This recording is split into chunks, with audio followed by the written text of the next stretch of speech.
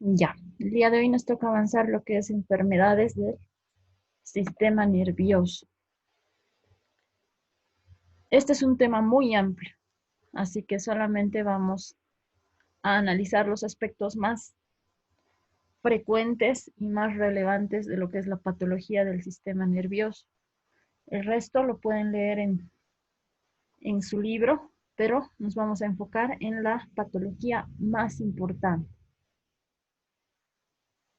Vamos a hablar inicialmente del edema, la hernia e hidrocefalia.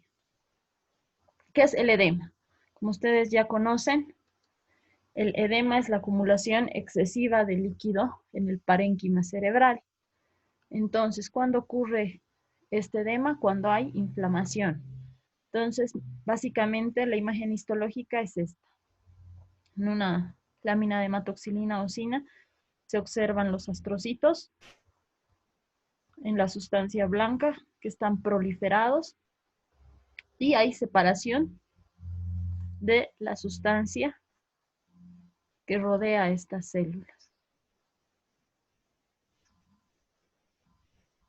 Por lo tanto, este llegaría a ser un edema cerebral. Después tenemos hidrocefalia, que es el aumento del volumen del líquido cefalorraquídeo en parte o en todo el sistema ventricular. ¿En quiénes se ve más? Y se lo ve de manera más gráfica, pues en niños, ya que el tamaño de su cabeza tiende a aumentar. Entonces, en la hidrocefalia, ¿qué es lo que pasa? El líquido cefalorraquídeo es secretado hacia los ventrículos por el epitelio de los cuerpos coroideos con un ultrafiltrado del endotelio capilar. Entonces, ¿cómo se produce? Primero, el 80% va a venir de los plexos coroideos y el 20% del tejido ependimario. Entonces, ¿cómo es la circulación? Primero va a estar en los ventrículos laterales. De ahí va a ir al tercer ventrículo, va a pasar por el agujero de Monro, el acueducto cerebral, al cuarto ventrículo, por el agujero de Magendie y Luschka, hacia la cisterna magna. Entonces, sufre un recorrido. Aproximadamente al día se van a producir entre 500 a 600 mililitros. Y la hidrocefalia es la acumulación excesiva de este líquido cefalorraquídeo en cualquier parte de este sistema ventricular. Aquí tenemos una imagen, ¿no? Tenemos el cerebro y los ventrículos. En el exceso de líquido cefalorraquídeo, estos ventrículos van a tender a dilatarse, por lo que va a haber un aplastamiento de lo que es la masa cerebral. Es por eso que para evitar este aplastamiento, la cabeza en el niño que todavía no ha fijado sus fontanelas y no ha calcificado completamente, se expande para evitar el daño cerebral. Sin embargo, la hidrocefalia en una persona adulta es completamente diferente. ¿Por qué? Porque nuestro cráneo ya está completamente calcificado y no puede expandirse. Entonces el daño llega a ser mayor. Ahora el aumento de la presión intracraneal va a producir lo que es una herniación. ¿Qué es una hernia? Es cuando un tejido se sale de su compartimiento hacia otro compartimiento. Entonces el volumen del tejido cerebral aumenta más de lo que permite la compresión venosa y el desplazamiento del líquido cefalorraquídeo y la presión aumenta. Entonces hay una expansión que puede ser focal o total de el cerebro. Entonces aquí tenemos las diferentes herniaciones cerebrales. Fíjense, no tiene que ser una parte grande del cerebro que se hernie, sino solamente un pedacito. Por ejemplo, tenemos aquí el ejemplo, la herniación transtentorial central, una herniación diencefálica, la herniación cingulada y dependiendo de qué parte sea la más afectada, se va a ir herniando. el cerebro hacia cualquier otra localización. Entonces, ¿cómo aumenta la presión intracraneal y la herniación? No solamente va a ser aumento del líquido cefalorraquídeo, sino también tienen que tomarse en cuenta los traumatismos, un edema cerebral por una inflamación, un accidente cerebrovascular que va a producir hemorragia, un tumor cerebral que con el crecimiento va a aplastar las demás estructuras y va a producir un aumento de masa. También la presencia de abscesos, obviamente la hidrocefalia y la hemorragia. ¿Qué va a producir esta herniación? Un paro cardíaco, puede haber dolor de cabeza, pérdida de todos los reflejos, dependiendo de qué área del cerebro se esté herniando, pérdida del conocimiento, un paro respiratorio y generalmente al ser el lóbulo occipital el que se afecta, va a haber pupilas dilatadas y ausencia de movimiento en los ojos. Entre las herniaciones más importantes tenemos a la herniación transtentorial, que resulta en cambios del nivel de la conciencia y puede llegar a la muerte.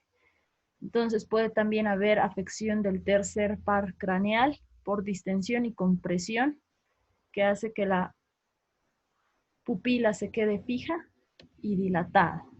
Después tenemos la herniación amigdalina, que se produce por el desplazamiento de las amígdalas cerebelosas a través del agujero occipital. Entonces, ¿qué va a haber? Una compresión del tronco cerebral y va a comprometer el centro respiratorio y cardíaco, que son vitales. Por lo tanto, el paciente va a terminar en muerte. Otra de las afecciones muy frecuentes es la demencia frontotemporal. Esta es una patología que produce demencia,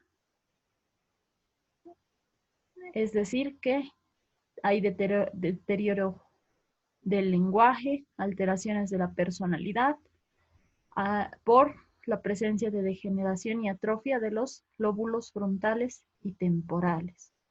Se dan mucho más en hombres, o diré en mujeres, a partir de los 50 a 60 años, tiene un inicio clínico lento.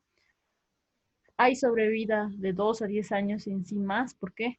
Porque solamente no va a afectar las partes vitales del ser humano, ¿no? Sino la parte mental.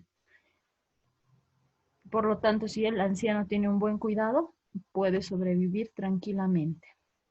Ahora, ¿cuáles son los criterios de diagnóstico de esta enfermedad? Primero, que comienza entre los 50 a 60 años. Hay cambios de carácter y deterioro social, deterioro del intelecto, memoria y lenguaje.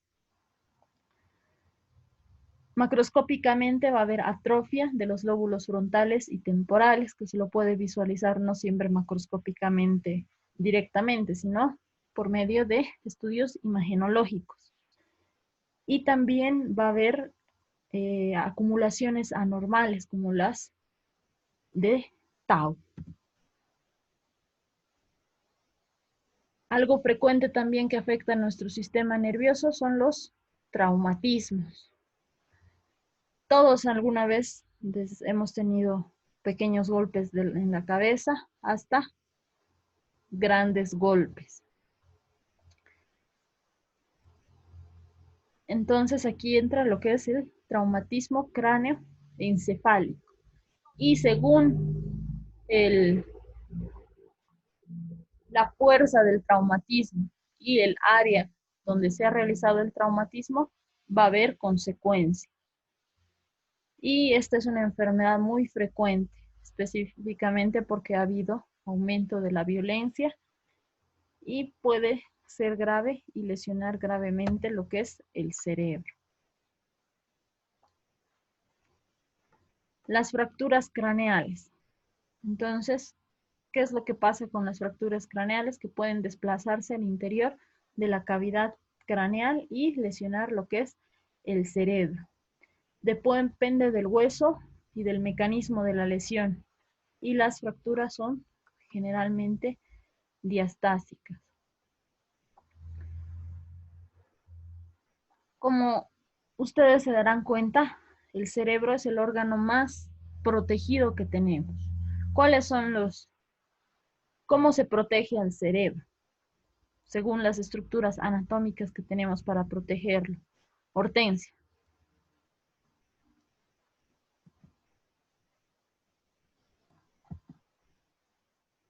Por si acaso, si no contestan a su nombre en esta ocasión, vamos a ponerles falta a la clase.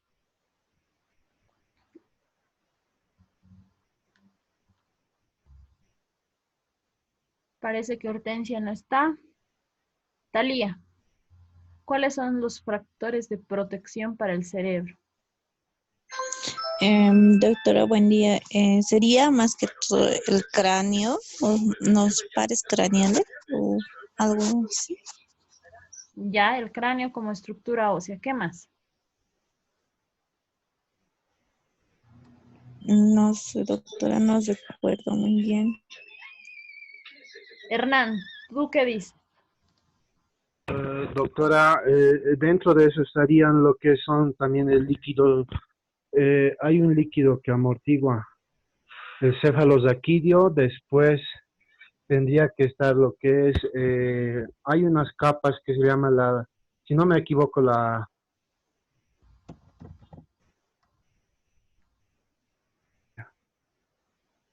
¿Qué capas? que ayuda a que el cerebro no vaya a chocar directamente con con la cavidad ósea. Ya, muy bien. Te estás refiriendo a las Doctora, meninges, ¿no? Sí doctora, que sí. ¿serían las capas, la dura madre, la pía madre y la aracnoide? Muy bien.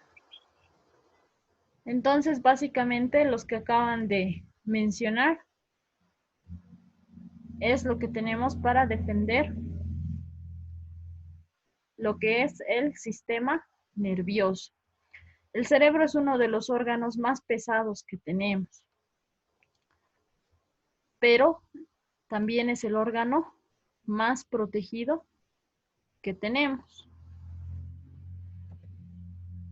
Por ejemplo, las personas que están frecuentemente asociadas a traumatismos, por ejemplo, este es un boxeador que, como ven, por los constantes golpes, no ha sido solamente un golpe, que ha ido debilitando la parte ósea. Por lo tanto, ha tenido una fractura frontotemporal.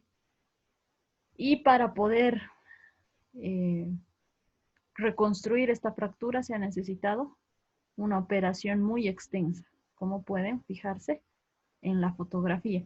Entonces, esta persona, ¿dónde va a tener el daño? A nivel frontotemporal, por lo que también puede causar un tipo de demencia, y eso es justamente porque si se dan cuenta, la mayoría de los luchadores ya no tienen una cognición normal, sino siempre tienen afectada una parte, ya sea de un desorden de la personalidad, un desorden motor y bajo intelecto. Y todo esto es debido a los golpes que sufren. Entonces, como ustedes decían, ¿cuáles son las capas que protegen nuestro encéfalo? Primero está la capa ósea. Después tenemos membranas que amortiguan y que hacen que el cerebro no tenga tanto movimiento ni choque contra lo que es la cavidad ósea, que son las meninges. Primero está la dura madre, la aracnoides y la pía madre. Entonces tenemos tres capas y entre estas circula el líquido cefalorraquídeo, que también amortigua nuestro sistema nervioso central. Entonces, esta cobertura no solo va desde el cerebro, sino también hacia la médula espinal. Entonces, ¿qué es lo que pasa en los traumatismos? Pueden haber varios tipos de lesión. Primero, lesiones parenquimatosas. En este caso tenemos lo que se llama conmoción cerebral. Este síndrome va primero a alterar la conciencia de la persona. Es cuando el cerebro va a chocar directamente contra la cavidad craneal. Por lo tanto, va a haber un desequilibrio instantáneo de lo que es toda la función cerebral, por lo que va a haber pérdida de conciencia, puede haber parada respiratoria transitoria y pérdida de los reflejos. Pero este es momentáneo. ¿Por qué? Porque el golpe es momentáneo. Entonces, si alguna vez han tenido un golpe muy fuerte en la cabeza y han perdido la conciencia, puede que hayan tenido una conmoción cerebral. Después tenemos lesiones parenquimatosas directas. Y esta ocurre cuando una contusión o laceración se produce y es tan fuerte que hace una transmisión de energía cinética hacia el encéfalo, por lo que hay golpe en las partes blandas y o desgarro del tejido que va a afectar también al cerebro. Lesión parenquimatosa directa es por golpe, en el caso de que sea inmóvil, o lesión por contragolpe, como se observa en la imagen. Generalmente se da en choques automovilísticos por una lesión en latigazo. ¿Cómo se observa? Básicamente va a haber una lesión en forma de cuña. Entonces la base es ancha a lo largo de la superficie cerebral y lo profundo, la punta va a ir hacia el encéfalo. Entonces va a haber edema y hemorragia que a menudo es pericapilar y va a verse en estudios imagenológicos como una placa amarilla. Aquí tenemos una autopsia en la cual se observan áreas de contusión cerebral. Fíjense, acá hay áreas de hemorragia y cómo se observa en la parte cerebral. Aquí se ve de color hemorrágico, rojizo, y aquí de color amarillento. Después tenemos al hematoma epidural. El hematoma epidural es una extravasación de sangre por presión arterial que hace que la dura madre se separe de la superficie interna del cráneo. Entonces está por fuera de la dura madre y entre el hueso y la dura madre. Este sería un hematoma epidural. Después tenemos los hematomas subdurales, que como su nombre lo indica, ya se encuentra por dentro de la dura madre y la capa externa de la aracnoides. Entonces, este es más peligroso. ¿Por qué? Porque ya está afectando lo que es una parte más interna, por lo que va a haber somnolencia, cefalea, confusión y puede haber hemiparesia según la parte que sea afectada, y por lo general los golpes donde los recibimos a nivel frontal y temporal. Después tenemos los infartos. En este es importante el infarto lacunar, que son varios infartos profundos isquémicos por la obstrucción de un vaso perforante. Entonces, un vaso pequeño va a sufrir de arteriosclerosis y va a producir un infarto lacunar, es decir, en toda un área cerebral. Generalmente esto ocurre en edades avanzadas a partir de los 70 años. Las manifestaciones clínicas son muchas, desde hemiparesia motora hasta síndrome sensitivo. Entonces tenemos bastantes según el área que sea afectada. Los tratamientos, primero tenemos que ver si es de origen arteriomatoso, por lo que se debe usar fármacos antiagregantes plaquetarios. Y en el caso de que sea una cardiopatía con la presencia de émbolos, se trata con anticoagulantes. Entonces, todos estos, las causas que vayan a formar el infarto lacunar, tienen que ser tratadas previamente y de por vida. Después tenemos hemorragias intracraneales. ¿Por qué se dan estas hemorragias? Primero por hipertensión, por malformaciones vasculares y abuso de drogas. ¿Qué va a haber? Náuseas, vómitos, dolor de cabeza y mareos. Entonces presentan disminución del nivel de la conciencia que puede llegar al coma. Como ya hemos dicho, las hemorragias que son intracraneales van a ser estas: la hemorragia intraparenquimatosa y la hemorragia subaracnoidea. Entonces, la intraparenquimatosa, como su nombre lo indica, está dentro del parénquima cerebral, y la hemorragia subaracnoidea está por debajo de la aracnoides, con contacto directamente hacia el cerebro. Generalmente se da por enfermedades cerebrovasculares, tienen alta mortalidad y su prevalencia está estimada entre 15 casos por cada 100.000 habitantes. ¿Y cuál es el factor de riesgo principal? Pues la hipertensión arterial. ¿Cómo se desarrolla fisiopatológicamente esto? Primero hay crecimiento precoz del hematoma. Hay edema a nivel cerebral porque el hematoma irrita el tejido cerebral, por lo que hay aumento de la matriz metaloproteinácea. Y como consecuencia, si esto pasa de las 24 horas, puede haber isquemia del tejido cerebral. ¿Cómo se diagnostica una hemorragia intracraneal? Pues la tomografía es el estudio base para identificar. Aquí tenemos las áreas de mayor frecuencia de hemorragia intracraneal y aquí tenemos la imagen tomográfica que muestra toda la parte blanca o hiperdensa es la sangre que está dentro del cerebro. La hemorragia subaracnoidea es diferente, ¿no? Como se fijan, esta es una hemorragia muy global, no es localizada y está afectando todo la circunferencia del cerebro, por decirlo así. Parece que el foco principal es a nivel occipital. Entonces, las hemorragias son de dos tipos.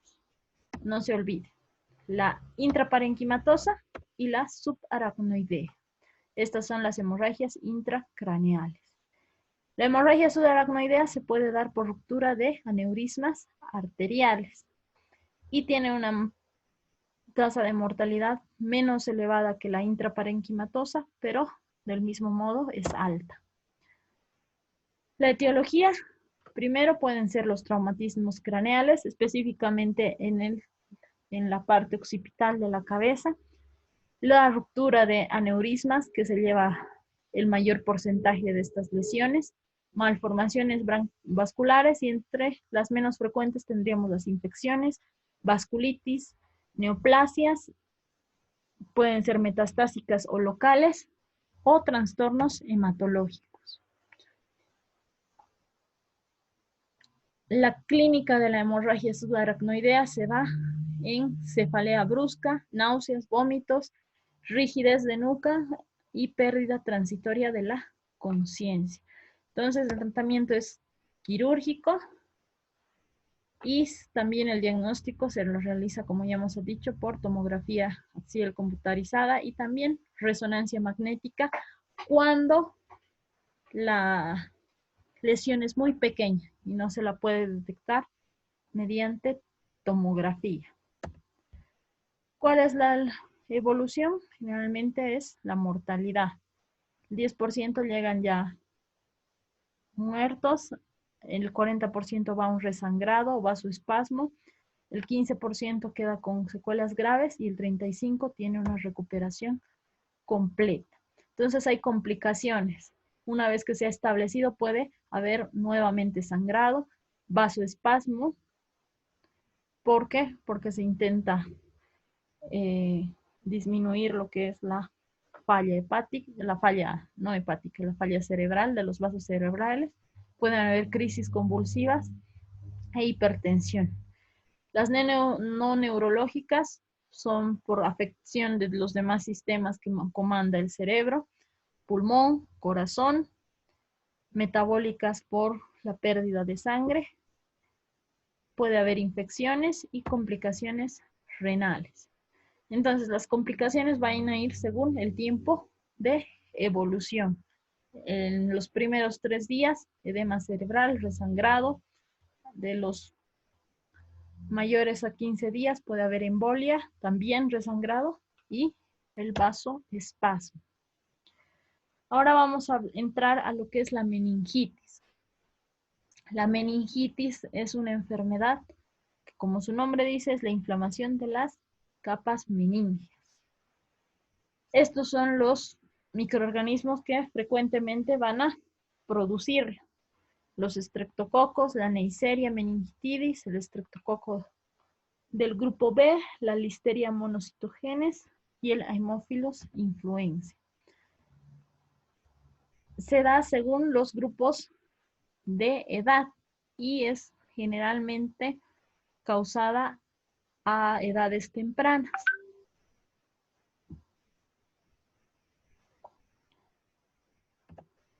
¿Y qué es lo que pasa? Primero van a entrar las bacterias. Puede ser por una mucosa respiratoria, por un estado séptico o por contigüidad. Esto quiere decir por las fosas nasales hacia los senos paranasales y cerebro. Que va a producirse una bacteremia, es decir, que va a haber presencia de bacterias en la sangre.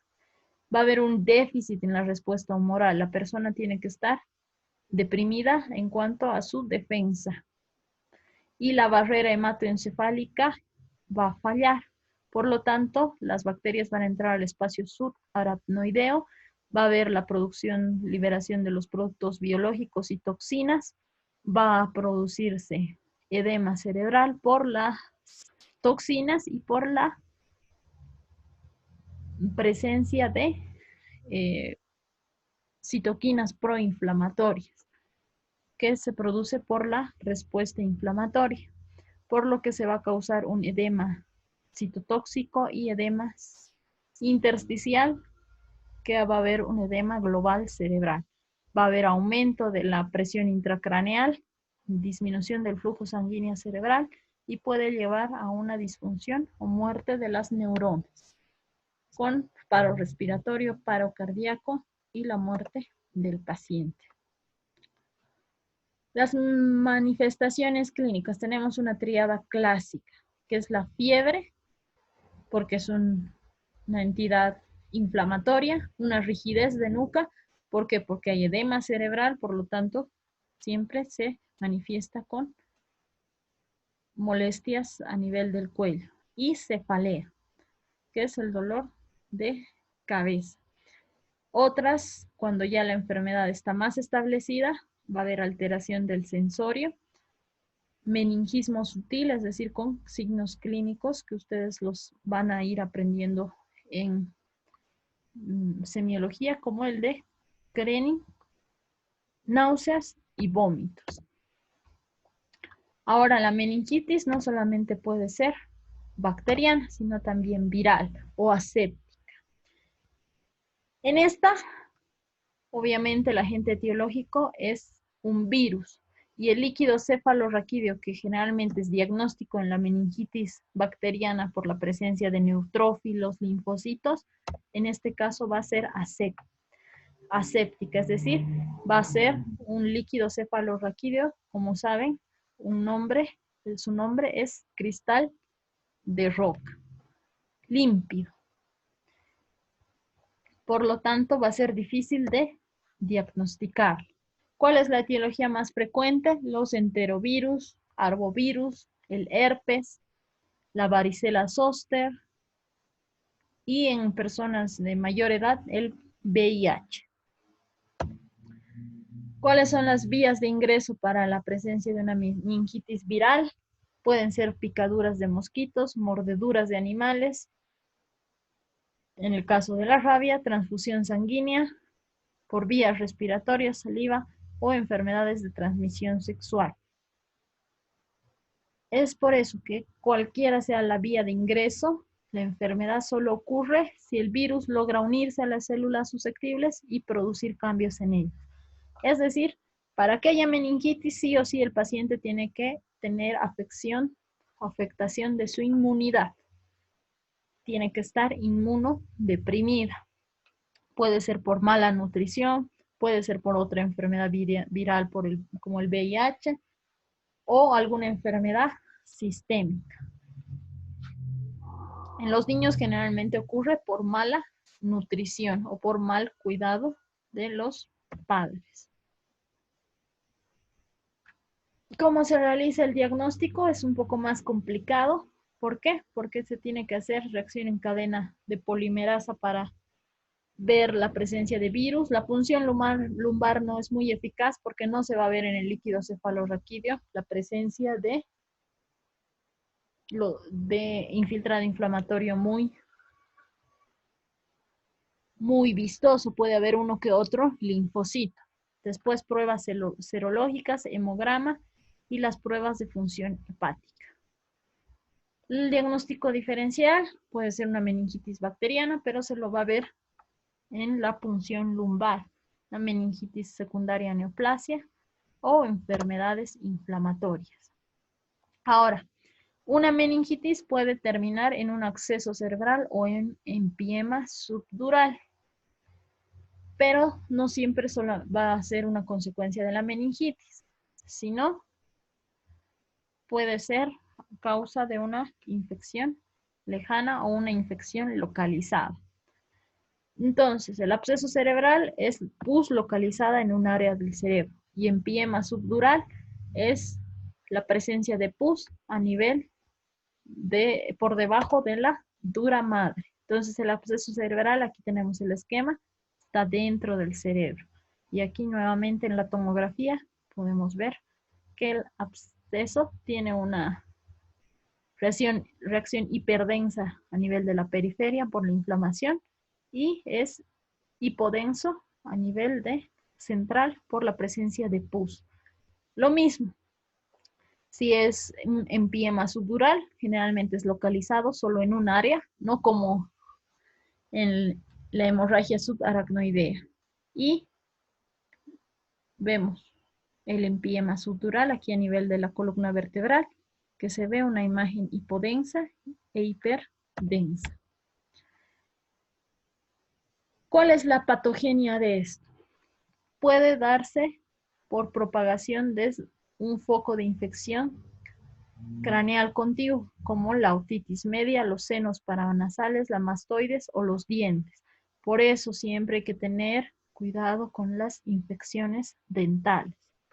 Después de un traumatismo craneal o diseminación hematógena desde un foco distante. Puede ser desde el hígado, desde el intestino, dependiendo. ¿Cuáles son las manifestaciones clínicas? Puede haber un déficit neurológico focal, puede haber fiebre y cefalea. Otros signos son estos: el nistagmus, edema de papila, ataxia, náuseas, vómitos, hipertensión intracraneal, somnolencia, confusión. También existe rigidez de nuca. Para el diagnóstico es importante la tomografía y la resonancia magnética. Y los diagnósticos diferenciales tenemos todos estos. Entre ellos el empiema subdural, que es en el caso de un absceso cerebral, las encefalitis, aneurismas, meningitis y demás. Ahora vamos a hablar del empiema subdural, que es una colección de pus entre la dura madre y la aracnoides. Aquí tenemos la colección de pus. Y tiene una mortalidad del 30 o del 10 al 40%. Del mismo modo, su diagnóstico es resonancia magnética y tomografía.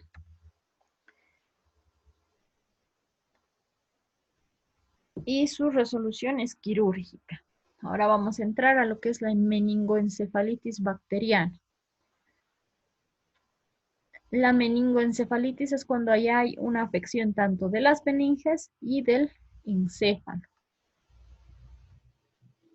Y generalmente va a ser crónica.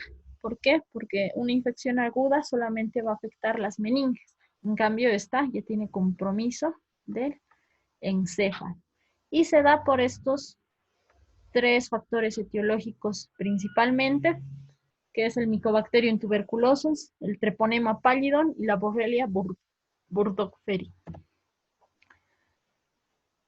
Primero, como es fisiopatológicamente, se va a desprender el bacilo de su foco primario y va a viajar por vía hematógena hacia el encéfalo.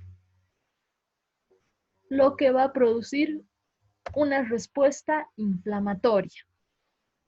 Macroscópicamente se va a ver un exudado gelatinoso, fibroso, de aspecto de leche condensada, y puede haber un tuberculoma en el parénquima.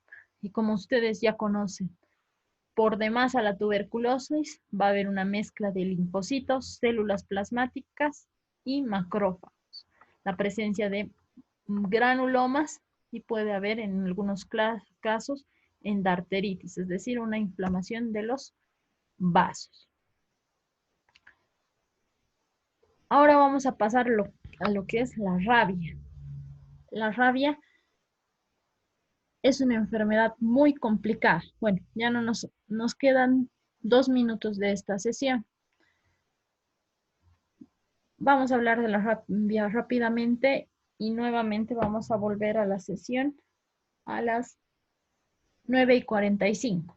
Bueno, entonces, la rabia es una enfermedad infecciosa aguda de evolución rápida. ¿Qué produce? Va a producir una encefalitis transmitida al hombre por un animal. Generalmente es por la mordida de un can o de animales salvajes. En nuestro medio serían perros, gatos, y ellos han sido mordidos previamente por los murciélagos.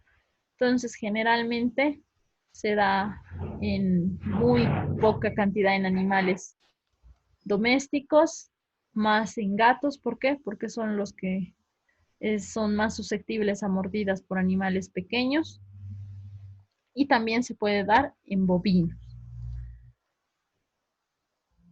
Tiene varias fases, ¿no? Tiene un periodo de incubación de 20 a 90 días, donde no va a haber signos ni síntomas. Posteriormente, de 2 a 10 días, va a haber fiebre, malestar general y dolor y prurito en el sitio de la lesión. Y después va a haber lo que es la enfermedad neurológica aguda, que va a haber ansiedad, agitación, hiperactividad y un comportamiento anormal, y va a producir alucinaciones, y específicamente lo que es más característica es la hidrofóbica. En el tipo paralítico va a haber parálisis de las extremidades y puede haber parálisis de los miembros con parálisis facial. Y finalmente, a los 15 días, el coma y la muerte. ¿Cómo se diagnostica? Por muestras de suero, saliva y piel cabelluda. El tratamiento se da con antivirales, pero antes de la sospecha de que haya una producción, con la presencia o con las múltiples vacunas, que son aproximadamente 10 vacunas. Morfológicamente, ¿cómo vamos a ver? Primero, tiene que capturarse al animal que generalmente ha mordido a la persona.